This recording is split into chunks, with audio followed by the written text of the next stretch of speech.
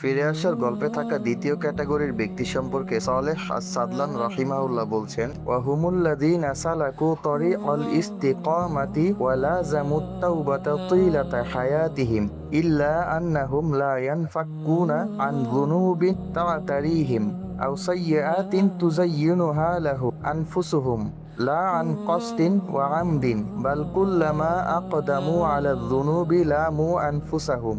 অর্থাৎ এই পর্যায়ের ব্যক্তিরা জীবনের লম্বা সময় পর্যন্ত সোজা রাস্তায় বহমান থাকে এবং তওবার সাথে লেগে থাকে, কিন্তু কখনো কখনো বড় পাপগুলো তাদের নিকট শক্তিশালী হিসেবে দেখা দেয়, কিংবা ছোট পাপগুলো তাদের নিকট মনোমুগ্ধকর হিসেবে দেখানো হয়, যেখানে তাদের কোনো স্বেচ্ছাচারিতার উদ্দেশ্য থাকে না, বরং যখনই সে কোনো বড় পাপে জড়িয়ে পড়ে তখনই সে নিজেকে তিরস্কার করে। মহান আল্লাহ বলেন, ওয়ালা উকসিমু বিন নাফসিল লাওয়ামাহ, অর্থাৎ আমি শপথ করছি সেই অন্তরের যে নিজেকে ধিক্কার দেয়।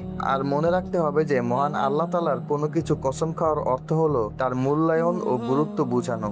হাসান বসরি রাহিমাহুল্লাহ বলেন, হিয়া ওয়াল্লাহি নাফসুল মুমিনি মা ইউরাল মুমিনু ইল্লা ইয়ালুমু নাফসা, অর্থাৎ আল্লাহর শপথ, এই অন্তর হলো মুমিনদের অন্তর। মুমিন ভালো বা মন্দ যে কাজই করুক না কেন তার অন্তর তাকে ধিক্কার করে। মুজাহিদ রাহিমাহুল্লাহ বলেন, হিয়াল্লাতী তালুমু আলা মা ফাতা ওয়া তানদামু ফাতালুমু নাফসাহা আলা শাররি লিমা ফাআলাতহু ওয়া আলাল খায়রি লিমা লা তাস্তাকসিরু মিনহু, অর্থাৎ এটা হলো সেই অন্তর যে নিজের সীমাবদ্ধতার জন্য নিজেকে ধিক্কার জানায় এবং অনুশোচনা করে।